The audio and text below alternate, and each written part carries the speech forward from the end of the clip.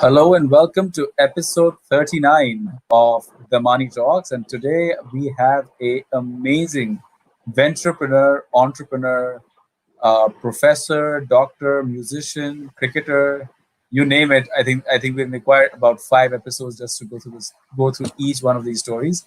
But I'm super excited to have Dr. Srikanth on the show. Dr. Srikanth, welcome. Thank you. Thank you all. Lovely to meet you. I know these are tough times, but happy to share my journey with you. And I've always kind of looked up to folks like Anirudh because I think this is where tomorrow is headed. So go ahead, Anirudh. It's your show. So, Doc, you have a journey that's spanning over 25 years, starting at IIT Madras, Colorado, Illinois.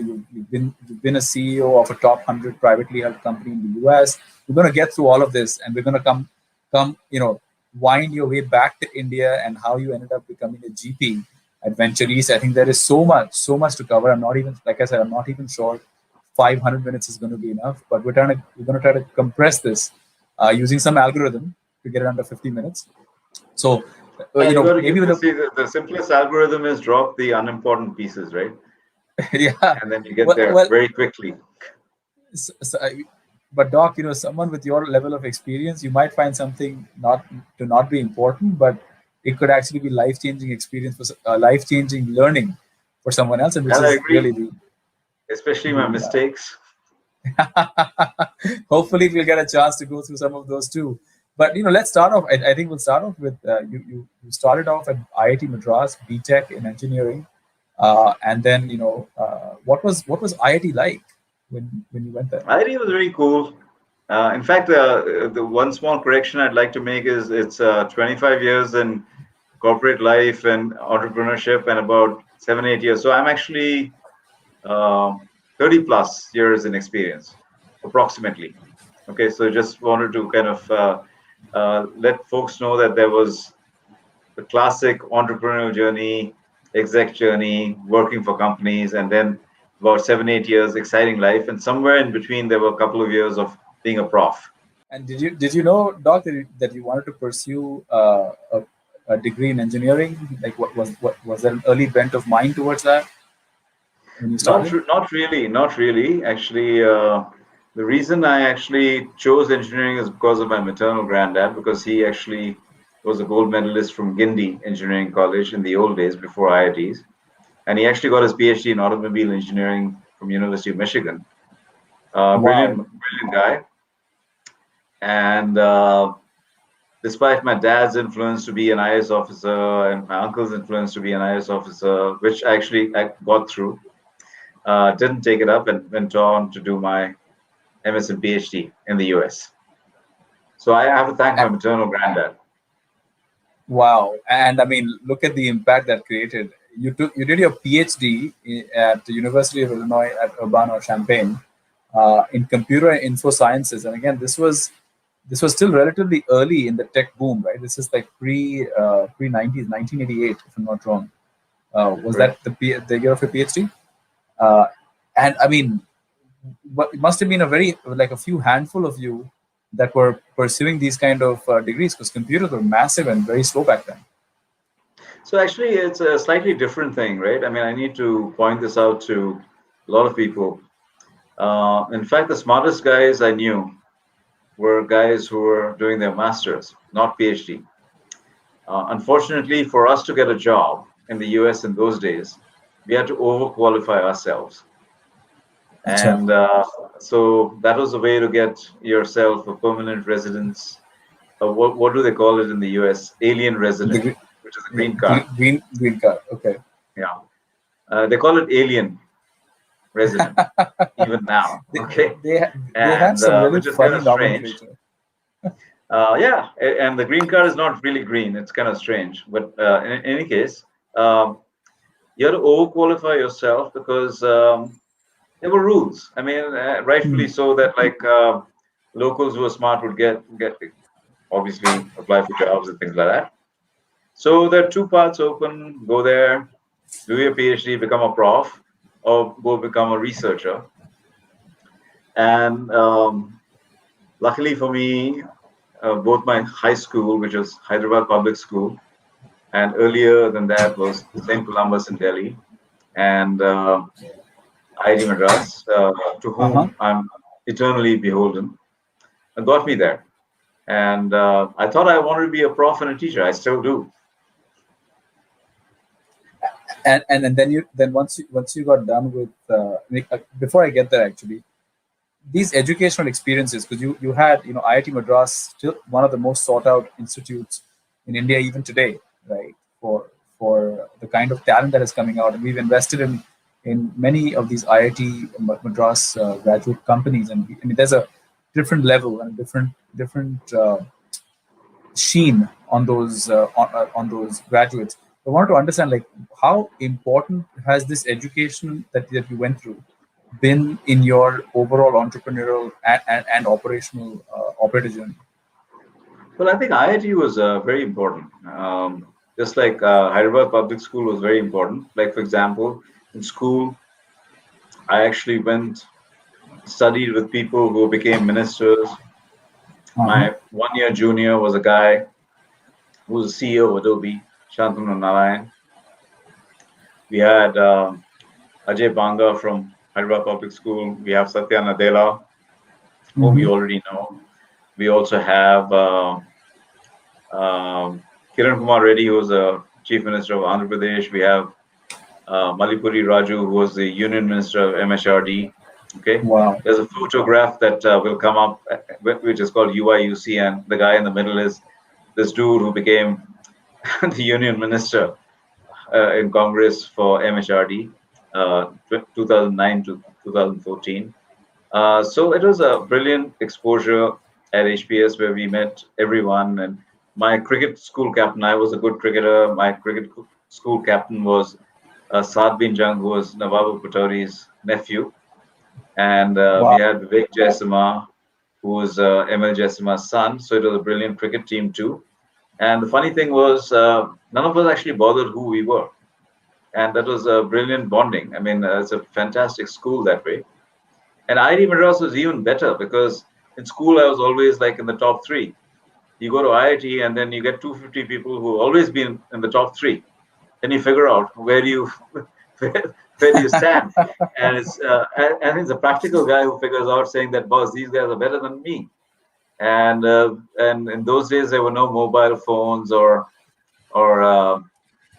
internet or whatever. And so we actually bonded really well. And out of the 244 or 250, I don't remember exactly the number in our batch, almost 200 people are still in touch, which is fantastic. And this Wow. high school is an incredible percentage, almost 95%. And how are you guys staying in touch?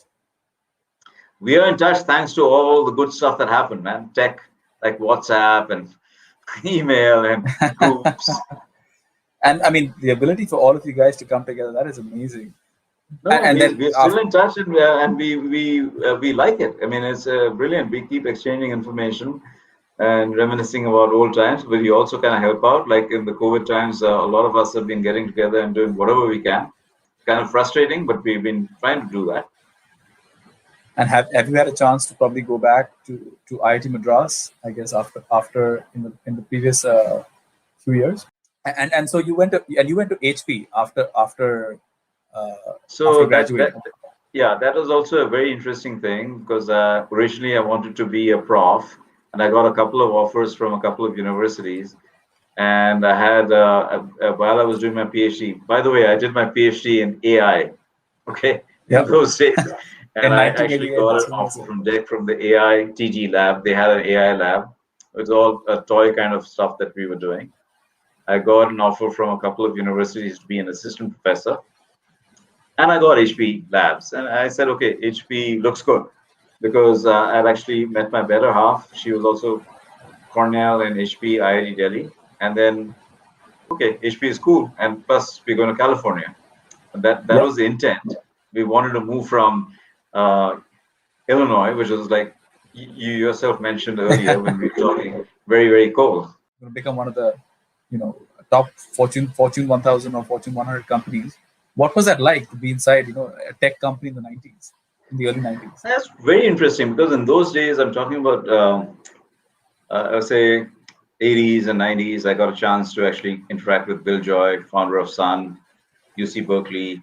We worked on the BI editor. A lot of people have heard about that. Worked on a lot of source code configuration management system like RCS and SCCS. HP was great because we wanted to actually build the first visual software engineering development environment on what are called workstations. And HP had actually bought Apollo. So very, very interesting times where we were actually working on key software problems. I mean, we talk about DevOps now, we talk about Atlassian, we talk about Git, we talk about all those are the kind of things we were solving, right from the compilers to language sensitive editors, debuggers, static analyzers, dynamic analyzers, name it. So a lot of cool stuff. And then I after HP, and I mean this amazing experience you were having, you had a very interim role at Informix, but you then started a company which I love the name of, by the way. It's called Pretzel Logic Software. Yeah. And the first question I had even before why you would leave all of this to start Pretzel is, where did the name Pretzel Logic come from? Well, it comes from my favorite band called Steely Dan. And Steely Dan is a fantastic group. And this was borrowed from their second album. And after we actually called our company Pretzel Logic, San Jose Mercury News also started to put out a comic strip in California, San Jose, called Pretzel Logic, which is pretty interesting, right? And the whole idea was when you look at a pretzel, it's very convoluted. Yeah. And if you write bad code, it's very convoluted. How do you unconvolute it? And so that was the name. But I think when you get a chance, Anirudh, in fact, all the viewers should actually go back and listen to that album. Listen to the group. Actually, they're a phenomenal group. I mean, I still listen to them right now. And in my mind, they are God. And what was I guess the genesis? Like, what was the idea behind Pretzel Logic? Well, that's a very good question. I mean, while I was actually writing stuff at HP, and then because of all the work that I'd done, Informix had a good database and they had a 4G language. They wanted me to come and build the language side, which is basically how do you program so that you can actually access the database. I started realizing that people really didn't understand how to build software. So I said, okay, man, I mean, I know how to build it. Let me go actually start a company and teach them how to build software. That was the premise. And is that what followed for the next 9 years? That's correct. And I had no idea what VC funding was, even though I was sitting in the valley. And those were early days, obviously. What was I know you said that you found the opportunity, but what was the trigger? What was that moment when you decided, you know what, I'm going to drop Informix and these? Well, I was pretty inspired because once you work in the valley, I mean, there's so many people who built companies, including Bill Hewlett and Dave Packard. I mean, they started in a garage in Stanford. You see all of this stuff happening around you. You see Sun Microsystems. You see Apple. I mean, all these people were accessible to us even those days. They would come and talk to us and say, go do whatever you want. And the US was pretty cool in those days. I mean, yes, you had time. It's very different from now, where everyone's rushing to do things and everyone's closing big checks and raising money. But this was a really good time. I mean, because we got a chance to actually spend a lot of time with these folks and what they were building, what was important to them. So I'm talking about people like Steve Wozniak, Mari Kagan, product management. I'm talking about Bill Joy. I'm talking about Scott McNeely, not from that perspective, but eating a burger with him in Chili's. Oh, wow. Or even Vinod Khosla a little bit later, right? Kanwal Rekhi, Suhas Patel, all of these guys founded TIE, the TIE organization, 1994, 95. It was a great time because there was time and you could actually spend time, and they'd also tell you you're full of shit. And you got to accept that, right? Was there ever a moment where you actually received some advice that was maybe thought altering? All the time. I'll tell you the biggest advice like that always came from my parents. Acha. I mean, why will Anyone anyone is why will anyone leave a $125,000 job in 1992 and go do your own startup? You're stupid. and what I was your think after 6 months, I realized maybe I was stupid, but it turned out okay. it turned out more than okay. Pretzel was ranked as a top 100 privately held company 3 years in a row, and was part of the Inc. 500, which is which is a mean feat. Because considering that you started with almost nothing, you didn't really have any pedigree as an entrepreneur before you started, and you made a company that was in the top 100. Even in the 90s, that's a big deal. And then later on, I mean, what was that moment like? What were you guys? Oh wow, is this the party to celebrate the ranking? Maybe. I mean, actually, this actually we used to celebrate a lot. I mean, small things too, because it was very important to keep the team together. And at that particular point in time, I always felt that we had to have a nice blend. So if you look at this picture, um, in fact, at our peak, we had 150 people, and out of which at least 75, 80 folks were locals, and we only hired locals, and that was very important in those times because I felt good talent should be nourished, and we should be recognized for that. We should contribute to California and the U.S. because it gave me a break. Okay, Mm-hmm. I never got a break in India. I got a 3,000 rupee job from telco.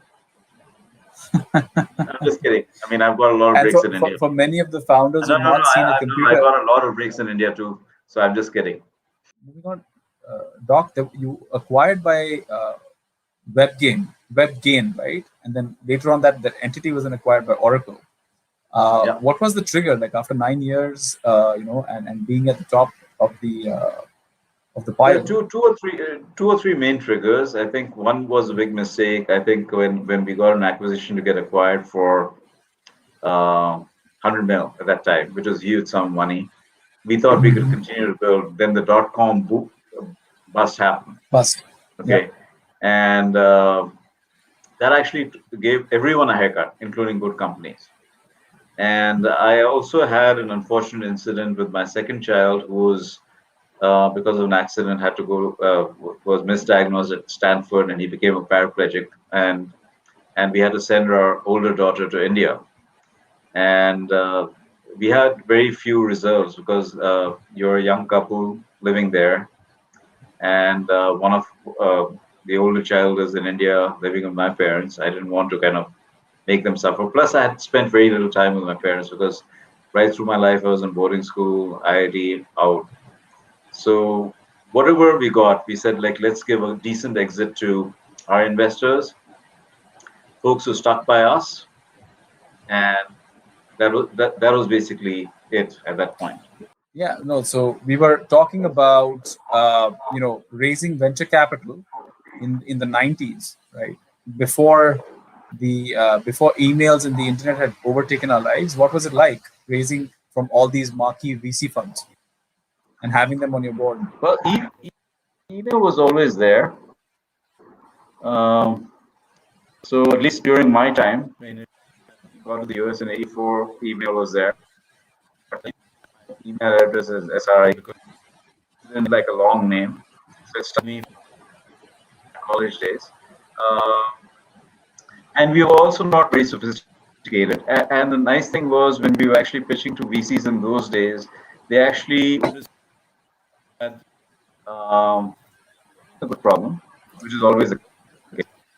You were totally kind of how should I put uh, totally motivated, totally focused. You had a team around you. You could articulate whatever you could. I mean, same old stuff, but like maybe you had a little bit more time on your side because right now you have like 10 guys pitching the same thing. Maybe that was not the pressure in those days. I see. And probably a much better network effect because, like you said, people were way more accessible back then. Yeah, I think as far as I'm concerned, I wasn't aware of a VC ecosystem till someone said like, why do you have to put your own money? There are people willing to actually put money in. And that was actually an eye-opening thing to me.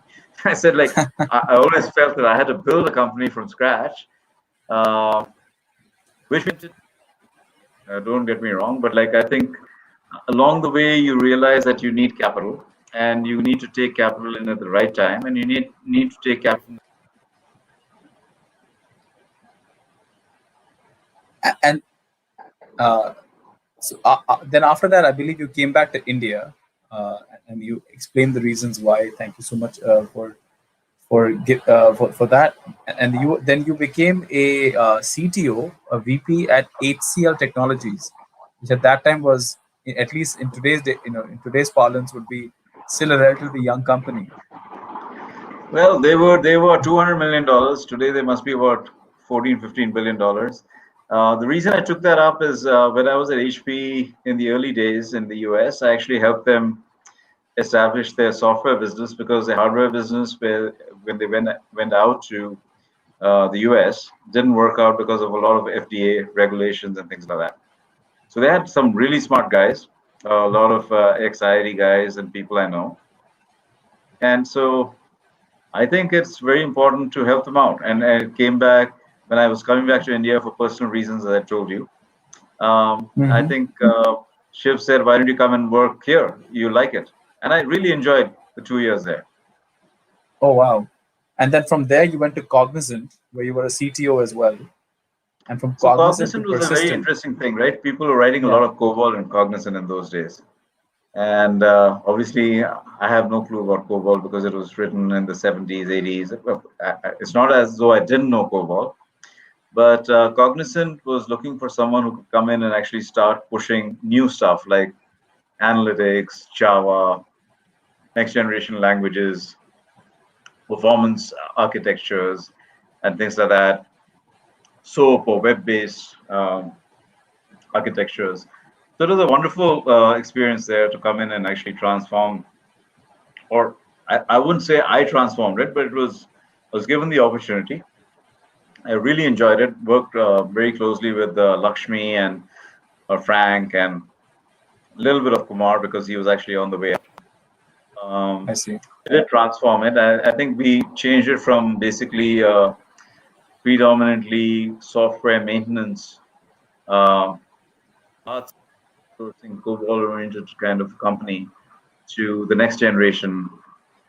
We set up about 10 really cool COEs, got them going, just phenomenal, actually. Some of And them then I still noticed, exist, and some of them still work there, and some of them still stay in touch with me. then I noticed you went to Persistent and worked with Anand in Correct. Pune. Between Persistent and um Cognizant, there was a gap, okay, and I wanted to do something, so I said, let me do another startup, and I did a small fintech startup which got acquired within like 12 months. Wow. That hasn't been actually mentioned, but it was more in the enterprise tech finance pre-SaaS kind of product offering for lease management in the fintech space.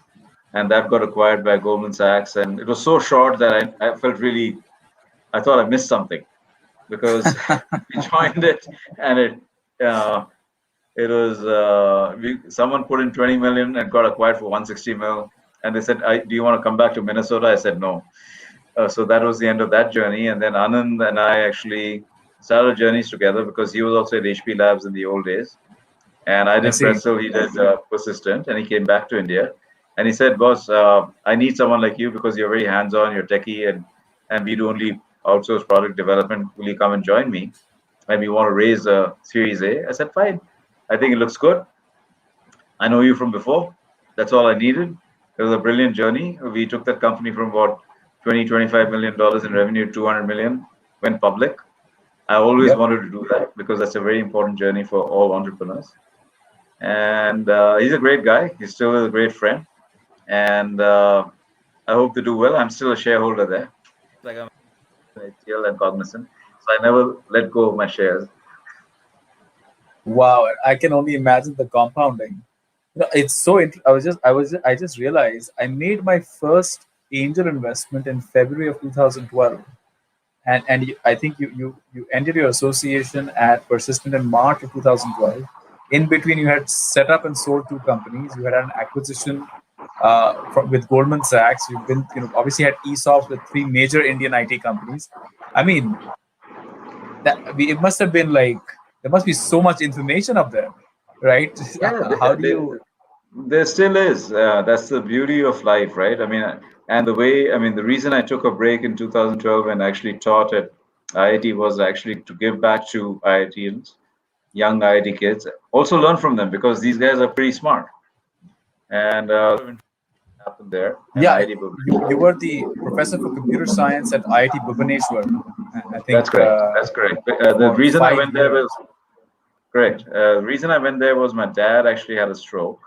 He retired as the chief secretary of Orissa, and a good buddy of mine was setting up IIT Bhubaneswar as a director. He said, like, man, you're the best qualified guy here. You're doing nothing because I want to take time off. And so I said, oh, fine. I spent two years doing that. It was fun. And I treated it almost like a startup because I wanted the kids to learn, enjoy. And I'm very happy that I could actually touch 400 kids that way. And probably about 40 profs because once I started teaching, a lot of profs from other colleges actually used to come and audit my lectures, and then they wanted me to actually teach them how to teach kids. So that was very nice, actually. That was really interesting. I mean, such amazing stories.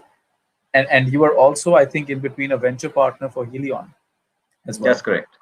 So right? that was a very interesting thing. I know Ashish from the old days because in the 1990s, there were all of us kids like Vani Kola, who's a very famous person here. She, me, Ashish, all of us are doing our first startups in different ways. We used to go attend these Thai meetings and all that. Ashish is a great friend. He still is a good friend. Respect him a lot. And when he said like, "Hey, why don't you come and join?" I said like, "I don't know what a venture capitalist is. Can I actually do a bit of both because I'm pretty good at building things out?" And so he said like, "Take a venture partner role and then figure out what happens after that." So that was a great Mm. opportunity. I got to see a lot of startups, also brought in a couple of startups, help them build out. I'm very happy that I met some really cool founders.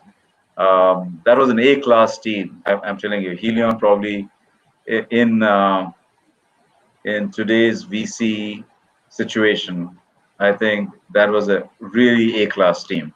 Well, I A-class in the remember sense, I was growing up in my investment career, and Helion was the one fund you wanted, on board. I think, like you said, it was right there. Helion, Kalari, of the world. Like these were the funds you wanted your funds to your startups to have as have them on the cap table. So definitely, I mean, completely agree with you. These are amazing funds, even great names even today. And even when Helion's partners have moved out and set up stuff, they obviously are banking on the it was a excellent brilliant work. team. It was a Yeah. brilliant team, right from the investment managers, the senior partners like Kaval, Sanjeev, Ashish, Rahul. Rahul is still probably there at Leon right now. Then we had this Alok.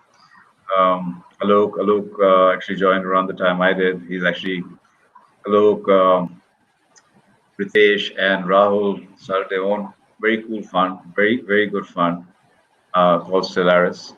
Yep. I actually kind of hung out in no man's land for a few months before I got drawn back to the IIDM alumnus and VenturEast, which is where I am right now. But it was actually a very brilliant fund, Helion. It taught me a lot in a short time in the context of India. I always knew venture Yeah. capital stuff in the US, but India was very good learning. And again, like I said, it was a very important fund in bringing us to where we are today. I also noticed on your LinkedIn profile that you were also an executive coach and mentor, which is a very interesting role. I think you were, So you that were I the still am, no? And I can okay. also do that for you. Okay. What I mean, I was happens about is to ask you like what is it, what would it take to get you uh, on as an executive coach so and it's mentor? it's actually it started way back in the 1990s when Pretzel was doing very well, and a lot of people used to come and say, "How are you doing? And what are you doing?"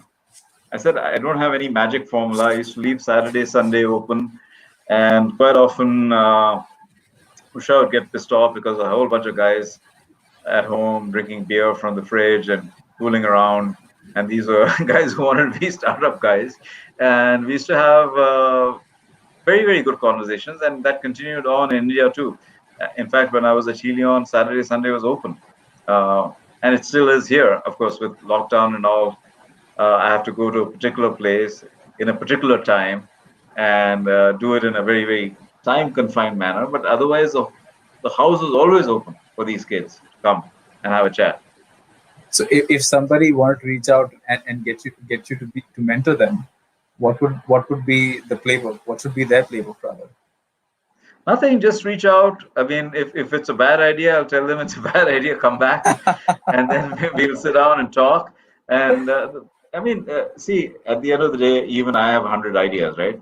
I'm pretty confident about 70-80% of them are pretty useless.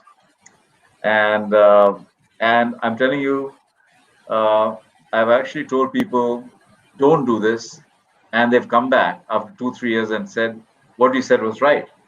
And there, that is the actual thing, right? I mean, it's not about discouraging people. It's just about telling them this is not right. This is not the right time Yeah. for you. In fact, it brings us to the first audience question that we already have. It's a question from Apur Malpani. He asks, "What's the few thumb rules you follow, sir, in making any decision?" Because it just flows with what you were saying. Okay, so there are two distinct kind of decision making that I'm going to tell you. If you are an entrepreneur, I think always think about your company first. Don't think emotionally. Be a little bit dispassionate, okay? And make sure that you're doing everything for your company, everything for your investors, okay? Obviously, employees, right? So consider all of that. So don't just react, because if you react, it's not a good thing. You might have competition. You might have all this press putting out articles about people who you think are doing better than you. At the end of the day, just focus on value. If you're an investor, it's a different thing, because you have all the time, people are coming to you because you have the money, in which case you have a lot of data. And how do you distill it and make that right decision? And still you'll make mistakes. So there, I think one of the things is it's okay to miss a couple of good deals, but never get into a couple of bad deals. That's so true. Don't. And I think also if you've got into a bad deal, try to get out of it as quickly as possible, No, or no, or at least don't. it's very tough. It's very tough. That's why I keep trying to tell entrepreneurs, you know what? At the end of the day, you're building value for yourself, for your employees, for your shareholders. So be very, very transparent in terms of your relationship. Obviously, you're already doing well. You already have a good relationship with your customers. You have a good product, right? If you don't, that's an earlier stage situation. But never ignore all the segments, right? And never ignore proper governance in your company. I mean, Anirudh, you'll understand if someone is Yeah. actually kind of embezzling money or putting out wrong numbers or actually talking to other co-investors, putting out different, it's actually bad for the ecosystem. Don't do that. Very true. And I mean, there should be zero tolerance for that kind of behavior any which ways. I mean, whether you're So an you investor. Yeah. sometimes what happens is it's circumstantial, right? Yeah. Even then, take a step back. You may make a mistake, but it's okay to put your hand up and say, I made a mistake. Okay. I'm not talking about embezzlement and all that. You might make a bad decision. You might sign up a Yeah. bad partnership, which might be. I don't think people are going to be unhappy because you made a mistake genuinely, right? In the interest of the Mhm. company, right? You might have been hasty, but people take things like corporate governance, financial embezzlement, transparency to your investors very, very seriously. And yeah, I mean, at least I know for us, and I know for almost, I would say, all investors out there, and any issue with this or any question mark on that is going to pretty much tarnish your image for the rest of your life, and that No, it reputation that's does, built. but the worst thing is it tarnishes your investor even more because see, as a venture capitalist or as an investor, Anirudh, you know that it's not our money, right? We put a little bit Yeah, of our money, and then everyone invests in us, and they trust us to make the right yeah, choices. And if we make a mistake and put it in a company where corporate governance is really poor, that reflects on us. Fine, Absolutely. we might make an investment and things may not work out. That's a different thing for the for circumstantial reasons, because sometimes the going is tough and Yep. sometimes the situation is tough, right? But like at least the entrepreneur is up front, great guy, because we do introduce them to ILPs, right? They also have some kind of a feel. But if you're blatantly ignoring that, and there are good examples here, good examples in the US also, those are the two ecosystems I know, it's not good. Yeah. No, completely agree. In fact, I mean, it's such a valuable lesson, even for, and all the founders that are listening in, and I know lots of questions are coming in from there. And like just that's one area that you cannot be. It has to always be in the white. You cannot be in the black or the gray. You not even don't even think about it. Like you rather just let things go. And So I'll give you an example, right? I mean, the first few years of my first company, I didn't even pay myself a salary. Okay. And I used to kind of also make sure that any extra dollar spent was done properly. If you're taking a customer out, obviously do that and make sure that if you're traveling, I used to send people out on what we call uh, sales all-nighters, right? calls. Yeah. Okay. No, all-nighters, or whatever they call it, red-eye flight. I used to Uh-huh. get on the plane from California, show up in Boston in the morning. But I would always say, you know what, that is tough on your body. Make sure you stay in a nice place. Make sure you take your customer out. Make sure everything is fine. That's all okay. Okay, you're not doing anything wrong. But falsifying expenses, misusing credit cards, kind of writing out monies to a fake company. Lots of this stuff happens, which is not right. So true. And after that, I mean, you know, after Helion, after and you've also been a advisor and a mentor to multiple different startups. So just going through some of the name: Afan Analytics, Enterprise Force, NextGen, Aether Energy, very interesting company there as well. Team Indus, 34th Cross, Bounty. You've also been investing personally So as an between angel. so actually the way it happens here is during my time before joining Helion, I was free. At Helion, as a venture partner, I could actually take permission and invest if Okay. Helion was not interested. So I did that. Between Helion and VenturEast, I was free, so I did a few angel investments. So those are all those things, and the other things are more from they came to me. I spent time. If you look at 34th Cross, is actually Hasura.io today. What's that? You I already see. know Wow. Get Postman. You already Yep. know Aether. Okay, so all these were companies which came to me fairly young and looking for inputs and help out. In fact, DocsApp was an investment, okay, which is MediBuddy today. Mm-hmm. AI Bono is an agtech startup, which is an investment which is doing fairly well. Um, what's the other one? I mean, there's a bunch of really cool startups, right? Which And I'm happened at noticing the a right theme. time. It's a very strong enterprise, SaaS or B2B SaaS theme out there that you're That's correct. interested in. That's all I know. I don't know too much about lipsticks or makeup or shoes. But you know what? Funnily enough, I've actually been associated with some phenomenal women entrepreneurs. So Sugar Cosmetics, Vinita Singh, junior from IIT Madras, then Monroe Shoes and Mhm. Apparel, Ina Ashia, then Aarti Gale, Uzaiva, which is basically more about nutraceuticals. Yeah, Then Anaya Sagi, Baby Chakra. Baby Chakra. I'm Uh, an so investor in Baby Chakra, all by the way. So. so they've all come and spent time. I mean, more from a different perspective. As I told you, I don't know lipstick. I don't. They'll give me stuff which I will use happily, like body wash, or I don't use lipsticks. But I'm just saying,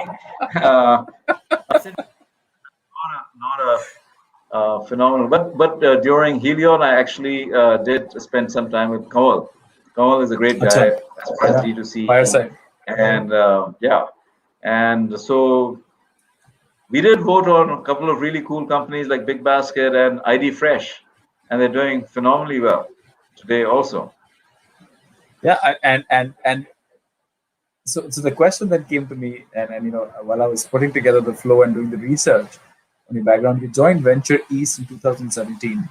This was Venture East is a 1997 fund, right? And I looking at your experience, looking at your track record, you could have set up your own fund, but you chose Venture East.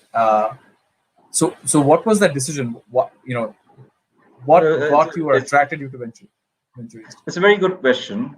Uh, number Mainly because of personal reason. Because see, you are getting old. Number one, Mm-hmm.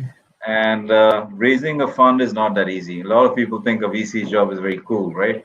You have to actually go and establish LP relationships, and it takes probably about almost 2 years. If you look at the Stellaris Yeah. guys, they actually spent at least 12 to 18 months on the road, and they were Mm-hmm. all in their late 30s, early 40s. So it was a good time to do that. I was probably in my second half of 50s, right? and it is tough. And the nice thing is, I knew VenturEast guys from before. I have a long association from them with them because they actually went to the same high school I went to, and they also went to IIT Madras. So very very good bond. In fact, when I sold my first company, Raghu Mendu, who was one of the founders of VenturEast, actually helped me. This is Oh wow. Pretzel. So it's a long relationship, and I took a deliberate decision saying that yeah, it'll be good to work with them and help them because see, the one thing that they were missing was they were missing a really hands-on techie guy because I still look at code, I still kind of, and the enterprise SaaS thing was missing, and that's what I like to do. I mean, you already know that, and so it became a much easier decision and spent some time with the LPs, and they like me, I like them, and that was it. Um, Starting a new fund was very far from my mind at that point.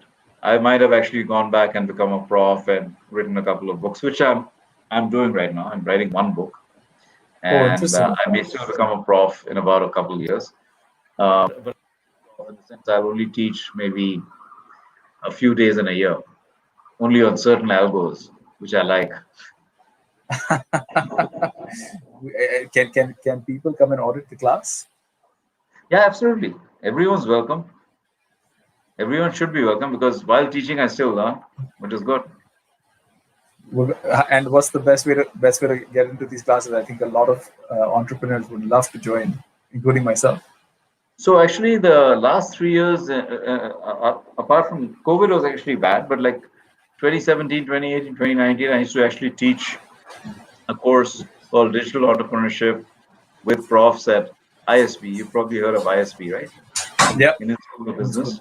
Yeah, And so I worked with Deepa Mani and a professor called Anand, and we used to actually pick up 6 companies that I like, I see. and they would come in and work with 30 MBA students, 5 assigned to each company, and we solved real world problems. They'd actually go to the companies and solve things. Wow.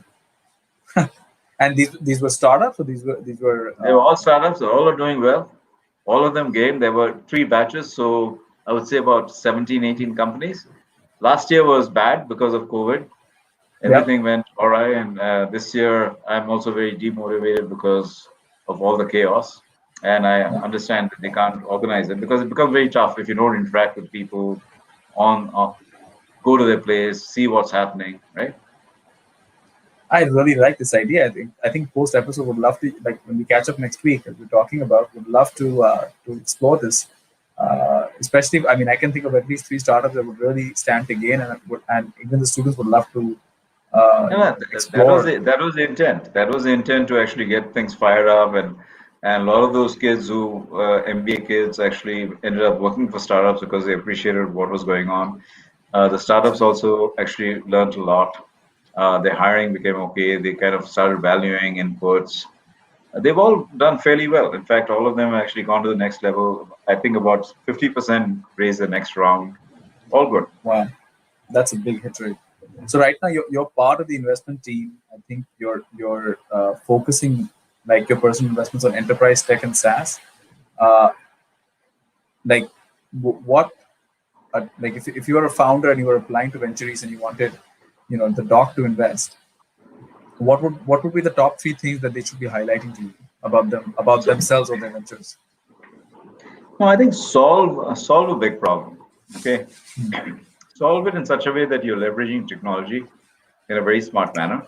India is a great place to solve for certain things, like for example, education, healthcare, logistics. Logistics has not been solved still, in my opinion. Mm-hmm. It can be done really well. Of course, with logistics there are issues with regulations, right? That's always the case. Healthcare, again, regulations. Uh, Now I'm talking to a couple of companies. In fact, Professor Satya Chakravarti out of IIT Madras. Mm-hmm. We've actually helped him through. He's a pretty close friend of mine. He's done Agnikul, he's done E-Plane. Agnikul is recently raised, happening in India, right? Uh, so that's again a great thing.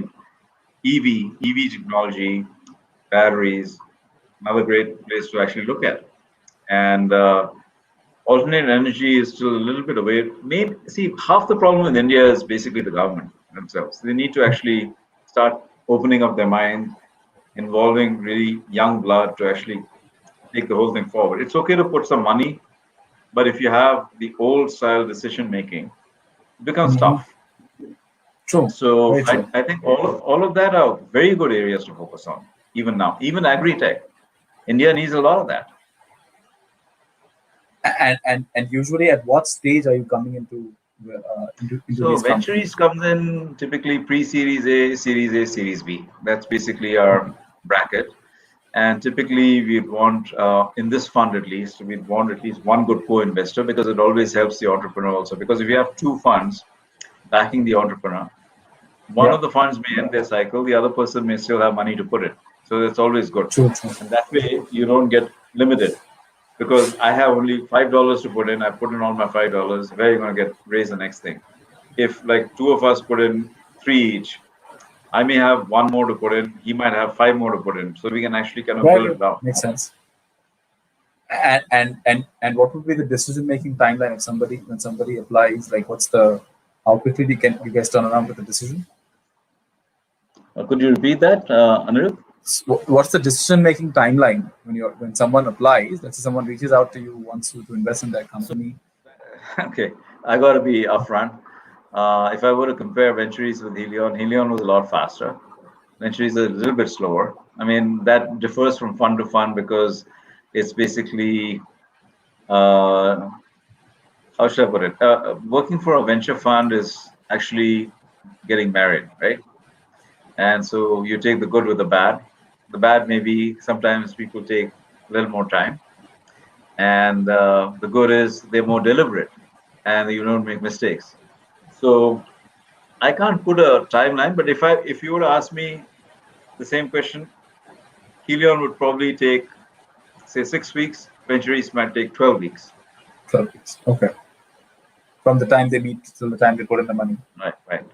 Oh, that's it. And I mean, I think 12 weeks is a good timeline. I don't think it's Yeah, 12 weeks considering might due become diligence and everything. 12 weeks might become 14 weeks. Then people are unhappy, right? So, is there any companies or what are maybe the top three companies you're excited in the current portfolio or that So you currently I have? think I'm very bullish. Again, I go back to enterprise SaaS. I'm very bullish about More Engage. That's basically doing fairly well. I think they will actually get to some decent stage. I'm also very, very happy about Indus OS. Oh, And you might have actually seen a news that PhonePe may be looking at it. yeah, Okay. I So they're required that. they're a great company, good guys from IIT Bombay. And Care, which is a digital healthcare platform, they're doing I well. love that space, by the way. Econ Care space. They Yeah, were in our you should competitive take a look. You analysis. should take a look at these guys if you got Yeah. the money, because you always say, "Show me the money." So No. I mean, Econ Care came in a competitive analysis on another deal that we're doing no, that we were they're doing. good guys. They're good guys, and the nice thing about them is they're building value. They're not actually going for massive fundraisers or PR. They're actually building out. The guy is operationally sound. and he's an old school entrepreneur in some ways. He's a lot younger, but like he is very bottom line oriented, spends very carefully, which is good. So, so, so, Doc, what would be a good way for founders to reach out to VenturEast or reach out to you for to at least evaluate the ventures? Just send me an email. Srikanth, is that Srikanth at VenturEast?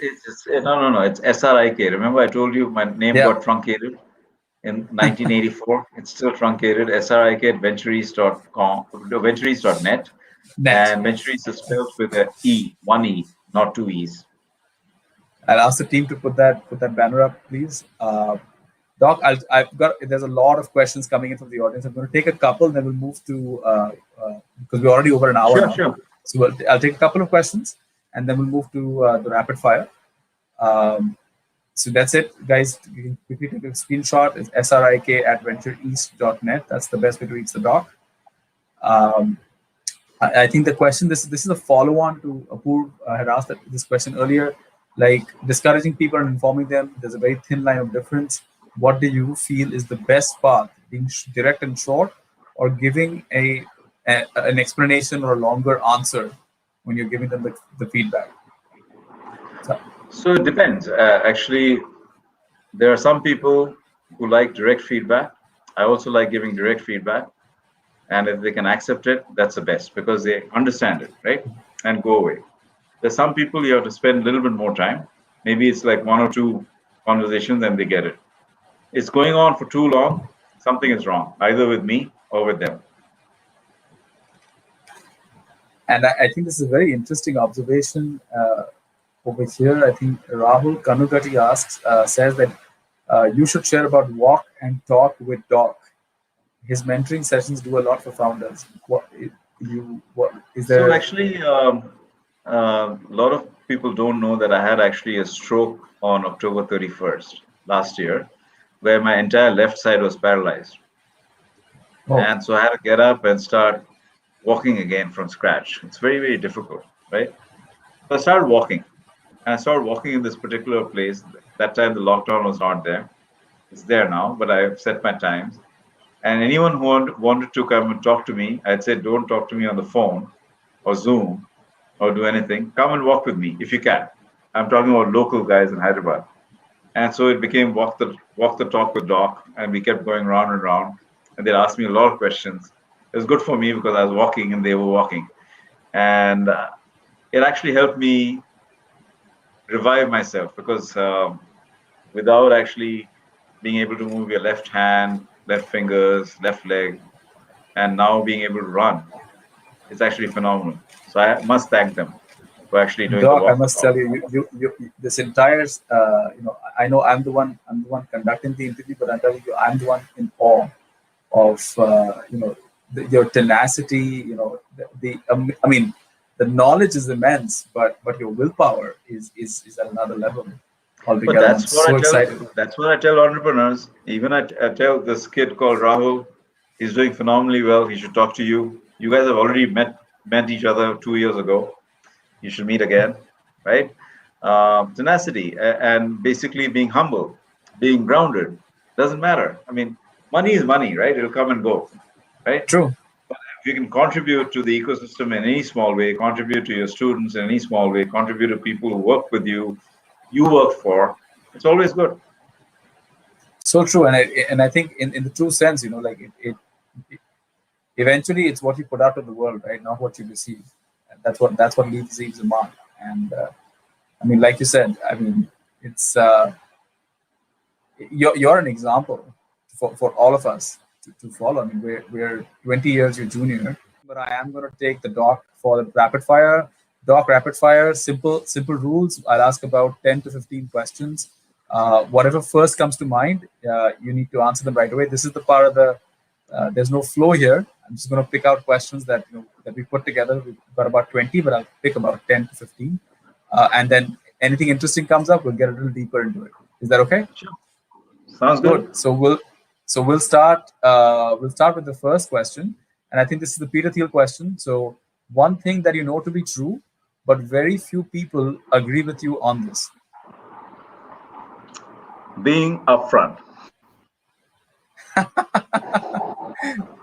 I would imagine, you're right. Actually, people will say you should be upfront, but very few people actually want to be upfront. So it's a very just answer.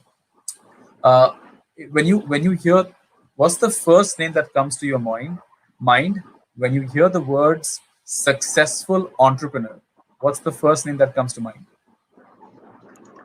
I think Steve Jobs, And why Steve Jobs? because I think he had passion and actually weird. He's actually tried a bunch of things which actually failed. So if I were to compare Steve Jobs and even Bill Gates, Steve was always consumed, always doing the right thing. So I think he'd probably be my consummate entrepreneur. I also feel he took a lot more shots, right? He took a lot more shots at the net, and like you said, maybe not all of them worked out, but he definitely took a lot more shots, and whichever one got through was definitely an outlier. Do you have any favorite failure? Favorite? Failure, your favorite failure? Many. The very first thing was I thought I'll outsource my payroll when I was doing Pretzel. I outsourced it to a very famous bank, which was also one of my first customers called Wells Fargo. And I come in the next morning and there's no money in the bank. And I said, what the hell happened? Because, I mean, we were not paying ourselves salary, employees are getting salaries. Then someone said, Srikanth, did you give us a bonus? I said, no. And he showed me the paycheck. It was 3x what he was supposed to get. So I called them. And they'd given everyone 3x. And there's very little in the bank. Okay.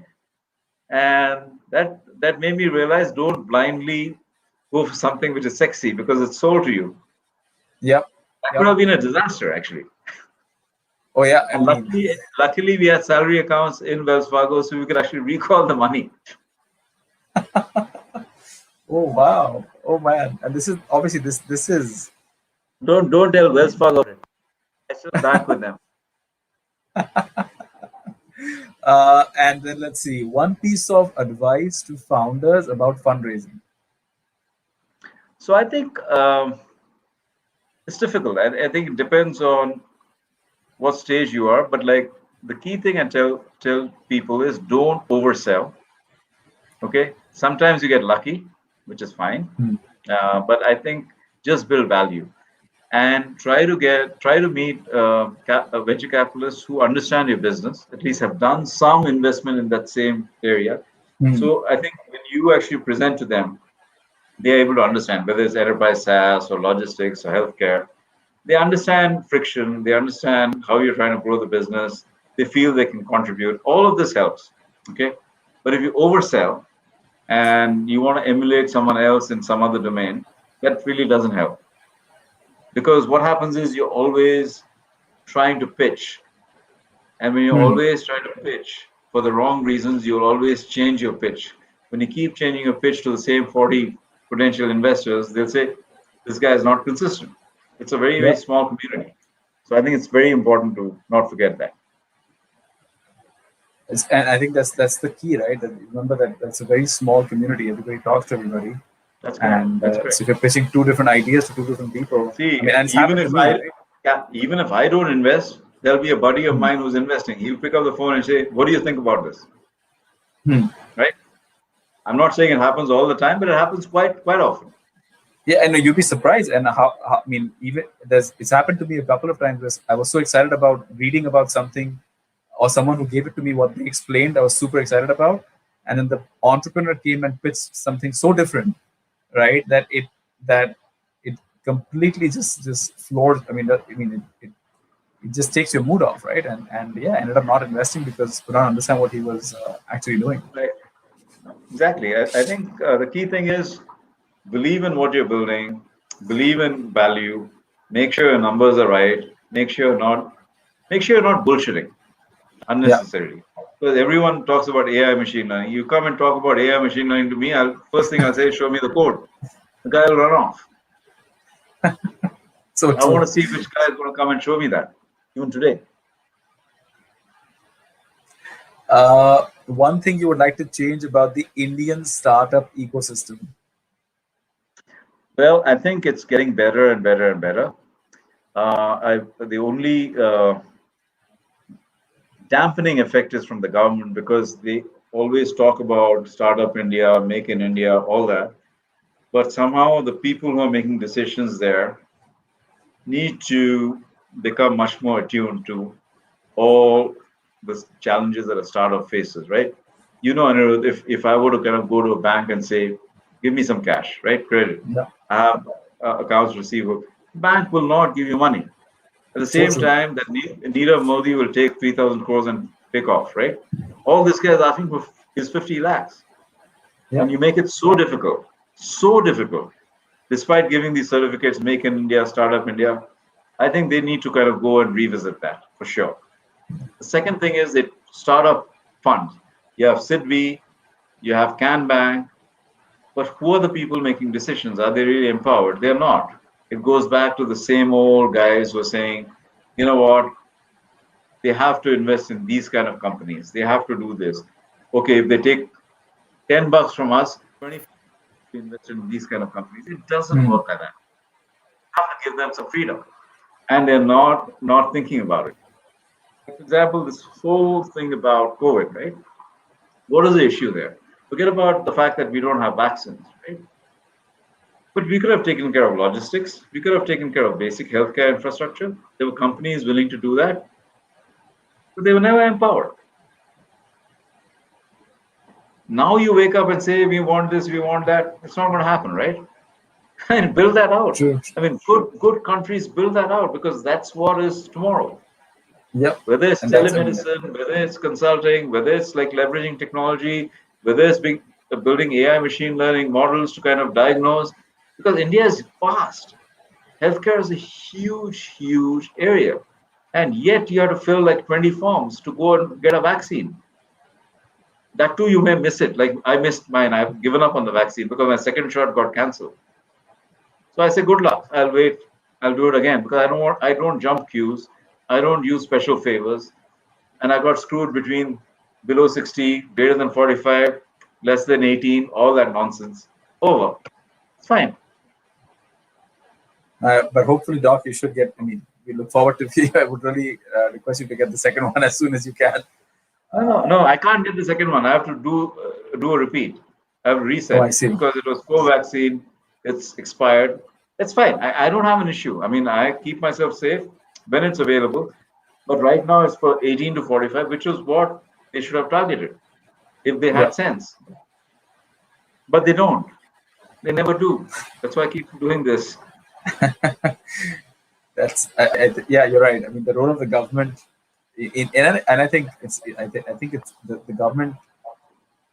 We'll talk about that offline now. But No, it's so not okay. about offline. I think there are a lot of good guys, good people, Mhm. good intentions, but somehow it never comes together because I Yeah, think inherently India is large and solving for a large situation has to be done by younger people because they're there, right? yeah. Like for example, through 2020 and 2021, it's people like the GoFlitters, the Swiggies, the Gunzos, uh, even The Zomato. I mean, VFAs, yeah, VFAs. Big Basket, Farm Easy, they're there. But you trouble the same kids who are coming and delivering with all these So true. lockdown policies. Yeah, and I mean, it's been one thing after the other, like you said, right? It's yeah, it's really put Certain out. things they could have been smart about, but at least right now, this is a vital thing, right? These guys are carrying stuff. They actually enable lockdown by, I mean, if they have been empowered, let them go. Vaccinate them, no, first. Hmm. And they're the ones going from house to house, so they are the super spreaders actually once they get it. The doodhwalas who bring you milk in the morning. True. Yeah, all those what I would say public service workers, right? That actually were doing public service, public good. They should have got it first. Just a friend of mine who's 45 years old. He said, I jumped the queue. I said, I'm not going to talk to you for 1 year.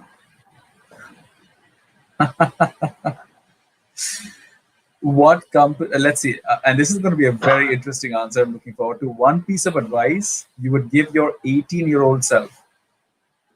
18-year-old self. Hmm. Have a little bit more fun. I think I was a little bit Ha- more restrained. have a little bit more fun. Okay. What are two things that are still left in your bucket list?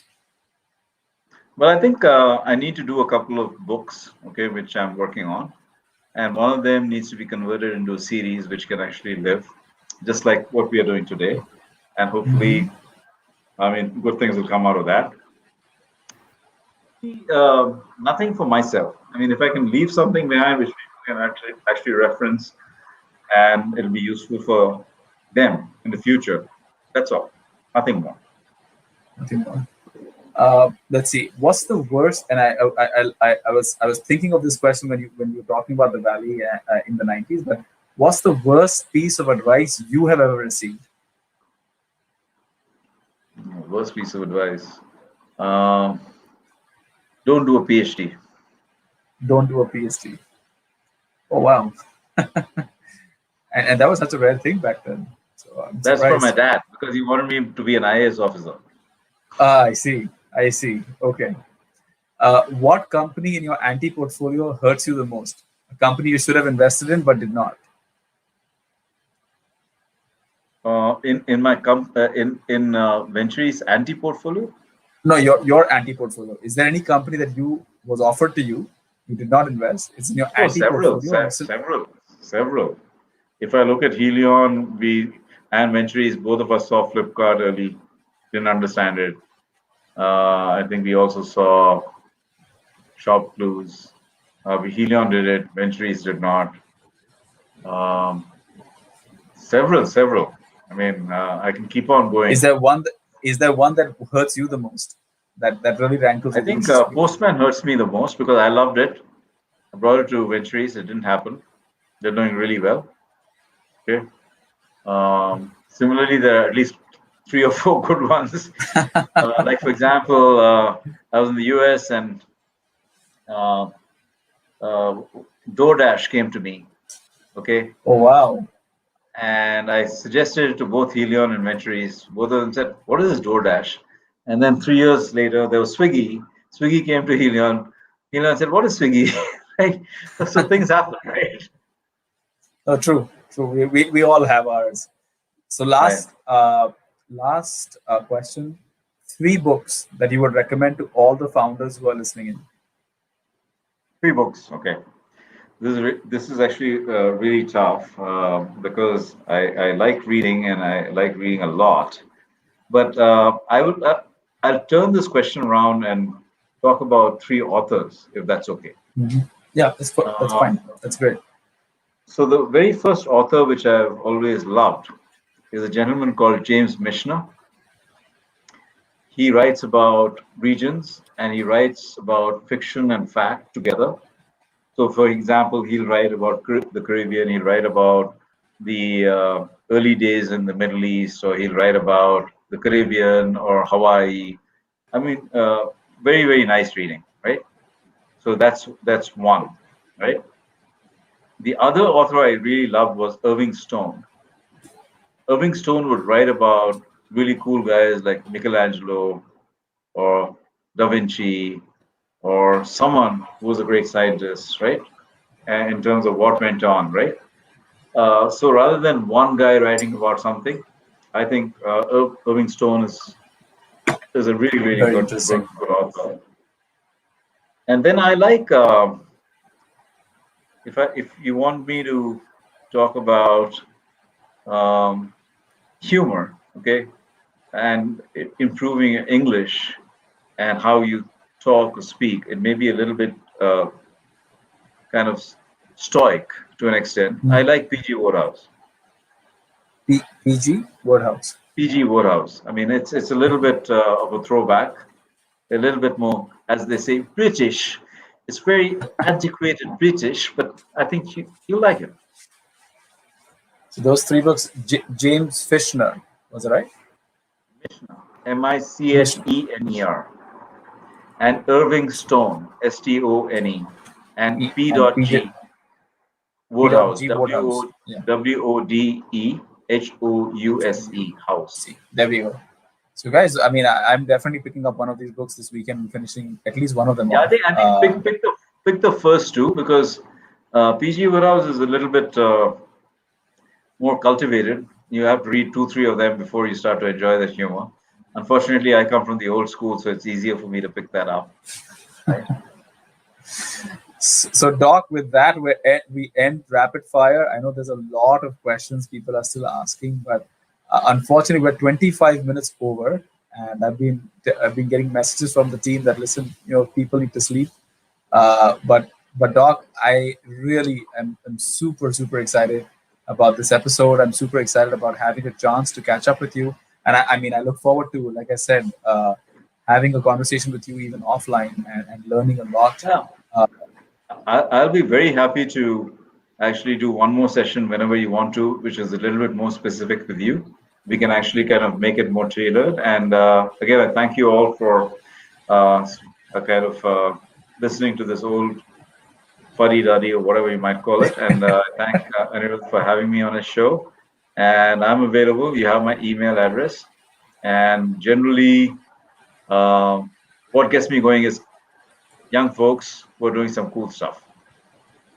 Definitely. Thank you so much, Doc. Have a great night. Great night, everybody. We'll see you again next week with another entrepreneur, with another great story. Thank you so much. Good night. Thank you.